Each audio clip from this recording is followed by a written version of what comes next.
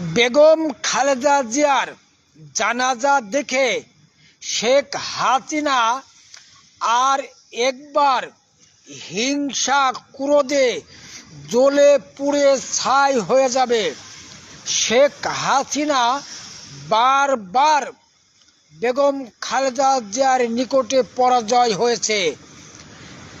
একটু সমস্যা দেখলেই শেখ হাসিনা পালাতেন ভারতে, বারবার শেখ হাসিনা ভারতে পালাইছে।